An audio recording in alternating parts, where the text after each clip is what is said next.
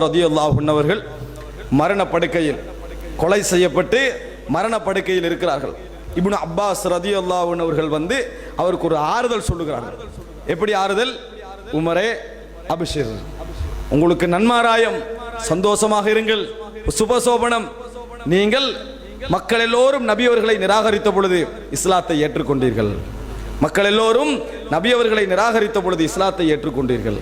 அப்படி ரசூலுல்லாஹி ஸல்லல்லாஹு அலைஹி வஸல்லம் அவர்களுக்கு உங்கள் பொருளாதாரத்தை செலவழித்தீர்கள், அவரோட இருந்தீர்கள், அவருக்கு துணை செய்தீர்கள். நபி அவர்கள் மரணிக்கின்ற பொழுது உங்களை திருப்திப்பட்ட நிலையில்தான் மரணித்தார்கள். நீங்கள் ஹலீஃபாவாகிய பொழுது யாரும் உங்கள் ஹிலாபத்தில் கருத்து முரண்பாடுபடவில்லை, உங்களை ஹலீஃபாவாக ஏற்றுக்கொண்டார்கள். அபஷர், சுபசோபனம். உமர் அவர்கள் ரத்தம் ஓடிக்கின்றிருக்குது, சொல்றாங்க திருப்பி சொல்லுங்க. இப்னு அப்பாஸ்லாம் திருப்பி சொன்னாங்க, அதாவது வேதனை நான் சொல்லுகிறேன். திருப்பி சொன்னார்கள். சொன்ன பின்னால் உமர் அழுது கொண்டு சொன்னார், அல்லாவின் மீது ஆணையாக இந்த உலகத்தில் தங்கம் வெள்ளி எவ்வளவு இருக்கிறதோ அத்தனையும் எனக்கு சொந்தமாக இருந்து இப்பொழுது நான் அடைந்து கொண்டிருக்கின்ற வேதனையிலிருந்து தப்ப முடியும் என்றால் அதை நான் கொடுத்து தப்பியிருப்பேன். உமர் இப்னுல் ஹத்தாப் ரலியல்லாஹு அன்ஹு. அன்புள்ள சகோதரர்களே, உமர் இப்னுல் ஹத்தாபுடைய மனோநிலை இந்த இடத்தில் இப்படி இருக்கிற மின் ஹவலில் மத்லா. அவர் அந்த இடத்தை மட்டும் சொல்லல, அதை தொடர்ந்து இதற்கு பின்னால வரக்கூடிய ஆரம்பங்களை சொல்கிற மத்லா என்ற ஆரம்பம். இந்த நிலை தொடர போற நிலை, இதுல இருந்து நான் பாதுகாப்பை தேட முடியும் என்பதால் இந்த உலகத்தை அர்ப்பணம் என்ன செய்திருப்பேன். உஸ்மான் ரலியல்லாஹு அன்ஹு அவர்கள் எப்பொழுதும் கபருக்கு பக்கத்திலே வந்து நின்றால் கண்ணீர் விட்டு அழுவார்கள், கண்ணீர் விட்டு அழுவார்கள். அப்பொழுது அவரிடத்தில் கேட்கிறார்கள், நீங்கள் சொர்க்கத்தை சொன்னால் அழுவதை காணவில்லை, நரகத்தை சொன்னால் நான் அழுவதை காணவில்லை, ஆனால் கபருக்கு பக்கத்திலே இருக்கின்ற நேரத்தில் இந்த மாதிரி கண்ணீர் வடிக்கிறீர்களே, எதன் காரணமாக நீங்கள் கண்ணீர் வடிக்கிறீர்கள்? அந்த நேரத்தில் உஸ்மான் ரலியல்லாஹு அன்ஹு அழுது கொண்டு சொன்னார்கள், இன்னல் கப்ர அவ்வலு மனாசிலில் ஆகிரா. கபர் இருக்கிறதே, நீங்கள் மறுமை நோக்கிய பயணத்தில் முதல் இடம், மறுமை நோக்கிய பயணத்தின் முதல் இடம். அதில் இருந்து நீங்கள் தப்பிவிட்டீர்கள் என்று சொன்னால், கபருடைய வேதனையில் இருந்து நீங்கள் தப்பிவிட்டீர்கள் என்று சொன்னால், ஃபமா பஅதஹு ஐஸர், அதற்கு பின்னால் வரக்கூடிய எல்லாமே இலகுவானவைகள், அதற்கு பின்னால் வரக்கூடிய எல்லாமே உங்களுக்கு என்னது? சந்தோஷமானவைகள். ஃபஇல்லம் யன்ஜு ஃபமா பஅதஹு அஷத், அதிலிருந்து நீங்கள் தப்பவில்லை என்றால் அதற்கு பின்னால் வரக்கூடிய ஒவ்வொன்றும் உங்களுக்கு கஷ்டமானவைகள், ஒவ்வொன்றும் உங்களுக்கு கஷ்டமானவைகள் என்று சொல்லி உஸ்மான் ரலியல்லாஹு அன்ஹு அவர்கள் அழுதார்கள் என்ற செய்தியை பார்க்கிறோம். அன்புள்ள சகோதரர்களை, நிறைய இஸ்லாமிய அறிஞர்கள், நல்ல முறையில் வாழ்ந்தவர்கள், மார்க்கப்பட்டோடு இருந்தவர்கள் எல்லாம் இந்த கபருடைய வேதனை என்கின்ற நேரத்தில் கடுமையாக பயந்தார்கள் என்ற செய்தியை பார்க்கிறோம். ஆனால் இன்றைக்கு நீங்கள் எடுத்து பாருங்கள், எங்களோடு உள்ள நிலையை, கபர் விஷயத்தில், ஜனாசாவுடைய விஷயத்தில் ஒரு காலத்தில் இருந்த அச்சம், ஒரு காலத்தில் இருந்த பயம் இன்று மாறி வருவதை பார்க்கிறோம். கபருடைய அச்சத்தை மாறி வருவதை பார்க்கிறோம். செல்போன்களுடைய வளர்ச்சியின் காரணமாக, வீடியோ டெக்னாலஜியுடைய வளர்ச்சியின் காரணமாக ஜனாசாக்களை வீடியோ எடுப்பதற்கு தான் முன் வருகிறார். கபரில் தன் தாய் அடக்கப்படுகின்ற நேரம் கண்ணீர் வடித்து பிரார்த்திக்க வேண்டியவர்கள் அந்த நிகழ்வை வீடியோ எடுக்கிறார்கள். அன்புள்ள சகோதரர்களே, நினைத்து பார்க்கணுமா இல்லையா? மறுமை இது நம்ம விளையாட்டா செய்கிறோம். மறுமை நாளுடைய வாழ்க்கையில் சொர்க்கமா நரகமா என்கின்ற ஒரு பகுதி நமது கேமராவுடைய நிலைமைக்கு இன்றைக்கு வந்து விட்டது என்று சொன்னால், எங்களது உள்ளங்களிலிருந்து என்ன இந்த வாழ்க்கையுடைய இந்த அம்சங்கள் எல்லாம், ஈமானிய அம்சங்கள் எல்லாம் ஒரு விளையாட்டுக்குரிய இடங்களாக மாறி வருவதை பார்க்கிறோம். இவ்வளவு பெரிய இறையச்சமுடையவர்கள், மார்க்கப்பட்டுள்ளவர்கள் எல்லாம் கபருடைய வேதனையை நினைக்கின்ற பொழுது கண்ணீர் வடிக்கிறார்கள் என்று சொன்னால், அழுகிறார்கள் என்று சொன்னால், ஏன் நாங்கள் இதை சிந்திக்கிறோம் இல்லை? ரசூலுல்லாஹி ஸல்லல்லாஹு அலைஹி வஸல்லம் அவர்கள் ஒரு கபருக்கு பக்கத்தால் நடந்து அதாவது கபர் அடக்கப்பட்டவுடன் அந்த கபருக்கு பக்கத்தால் செல்லுகிறார்கள். அந்த நேரத்தில் சொல்லுகிறார்கள், அதாவது சலூலஹுல்லாஹு தஸ்பீத், அவருக்காக வேண்டி நீங்கள் இப்பொழுது உறுதிப்பாட்டை கேளுங்கள், உறுதிப்பாட்டை அவரிடத்தில் கேளுங்க, அல்லாஹ்விட்ட கேளுங்க, அல்லாஹ் அவருக்கு உறுதியை கொடு, தஸ்பீத்தை கொடு என்று துஆ கேளுங்கள். ஏன் தெரியுமா? ஃபஇன்னஹுல் ஆன யுஸ்அல், அவர் இப்பொழுது விசாரிக்கப்பட்டு கொண்டிருக்கிறார், அவருக்கு விசாரணை நடந்து கொண்டிருக்கிறது. அதனால் நீங்கள் அல்லாஹ்விடத்தில் உறுதியை துஆ கேளுங்கள், உறுதியை கொடுங்க என்று துஆ கேளுங்க. நீங்க ஜனாசா மையவாடியில் அடக்கப்படுகின்ற கபருக்கு பக்கத்தில் அமர்ந்தீங்கன்னு சொன்னா உங்களுக்கு இறையச்சம் வருவதற்கு ஒரே வழி என்ன தெரியுமா? நான் இந்த ஜனாசாவாக இருந்தால் என்று நினைத்து பாருங்கள். உங்கள் குழந்தை இந்த ஜனாசாவாக இருந்தால் நினைத்து பாருங்கள். அன்புள்ள சகோதரர்களே, ஹசனுல் பஸரி ரஹிமஹுல்லா அவர்கள் ஒரு வீதியில் நின்று கொண்டிருக்கிறார்கள். ஜனாசா போகிறது. எப்படியெல்லாம் அவர்கள் யோசித்திருக்கிறார்கள். ஜனாசா வந்து போகுது. இப்போ பக்கத்தில் உள்ள சகோதரை பார்த்து கேட்கிறார், இந்த ஜனாசாவுக்கு அல்லாஹு தாலா ஒரு சந்தர்ப்பம் கொடுத்து திருப்பி உயிரை கொடுத்தால் அவர் எப்படி வாழுவார்? போற ஜனாசா இருக்குதே, இதுக்கு அல்லாஹ் ஒரு சந்தர்ப்பம் கொடுத்து திருப்பி உயிரை கொடுத்தார்னா அவரோட வாழ்க்கை எப்படி இருக்கும்? எப்படி இருக்கும்?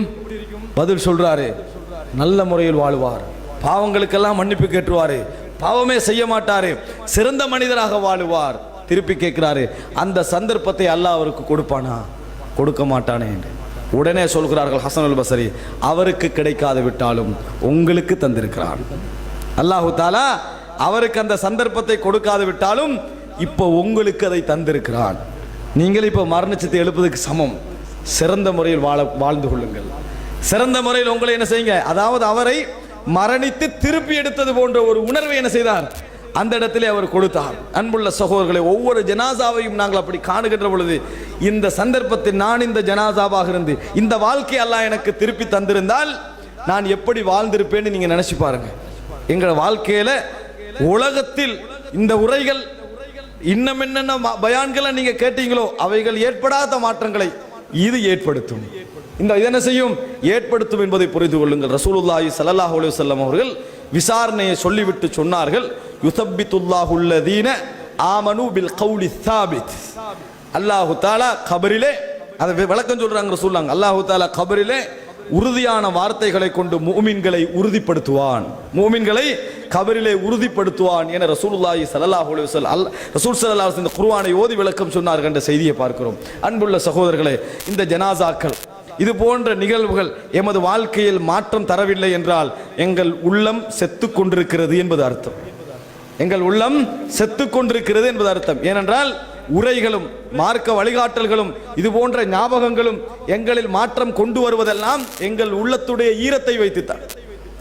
எப்படியெல்லாம் நாங்கள் சடவாதத்தோடு கலந்து உலக வாழ்க்கையோடு கலந்து இந்த உள்ளம் ஈரம் காய்ந்து கொண்டு போகிறதோ உரைகள் குறைந்து கொண்டே போகும்.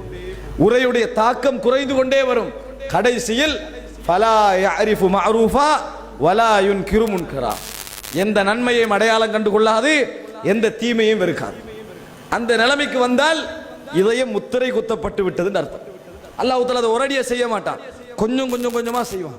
அதற்கு பின்னால் 1000 ஜனாசாக்கள் உங்களுக்கு படிப்பினை தராது, 1000 மரணங்கள் உங்களுக்கு படிப்பினை தராது, 1000 சக்கராத்துடைய வருத்தங்கள் உங்களுக்கு படிப்பினை தராது. கல்லிதயமாக மாறி இருப்போம், கல்லிதயமாக நாங்கள் மாறி இருப்போம். அல்லாஹ் தஆலா சொல்றானே, கல்லா பல் ரான அலா குலூபிஹிம் மா கானூ யக்ஸிபூன், அவர்கள் சம்பாதித்துக் கொண்டிருந்தவைகள் அவர்களது உள்ளங்களிலே என்ன செய்து விட்டன, கரைபடிந்து விட்டன. அன்புள்ள சகோதரர்களே, இன்னொரு செய்தியை சொல்லி நான் இந்த இடத்திலே முடித்துக் கொள்கிறேன். ரசூலுல்லாஹி ஸல்லல்லாஹு அலைஹி வஸல்லம் அவர்கள் மறுமை நாளுடைய ஒரு விஷயத்தை சொல்லுகின்றார்கள். மிக முக்கியமாக நாங்கள் ஞாபகம் வைக்க வேண்டிய ஒரு அம்சம், அதாவது இந்த உலகத்திலே உள்ள எல்லோரும் வஇம்மின்கும் இல்லா வாரிதுஹா, இந்த உலகத்தில் உள்ள எல்லோரும் இந்த நரகத்தை கடந்தே ஆக வேண்டும். இந்த நரகத்தை கடந்தே ஆக வேண்டும். இந்த உலகத்துள்ள எவராக இருந்தாலும் அந்த இடத்தை தாண்டி ஆக வேண்டும். பின்னர் சும்ம நுனஜ்ஜில்லதீன தகவ் வனதரு ஸாலிமீன ஃபீஹா ஜிதியா, யார்களெல்லாம் இறையச்சம் உடையவர்களாக வாழ்ந்தார்களோ அவர்களை அல்லாஹு தஆலா காப்பாற்றுவான், அநியாயம் செய்தவர்களை நரகத்திலே விட்டு விடுவான். அத்தனை பேரும் நரகத்தை தாண்டி தான் போகும். சொர்க்கம் போவதாக இருந்தால் நரகத்தை தாண்டி போக வேண்டும். ஆனால் அந்த போகின்ற வேகம் நாங்கள் இந்த உலகத்திலே செய்கின்ற அமலை பொறுத்து அமையும். எந்த அளவுக்கு நாங்கள் வாழுகிறோமோ, எந்த அளவுக்கு முறையாக நடக்கிறோமோ அந்த அளவில் அந்த வேகம் அதிகமாக இருக்கும்.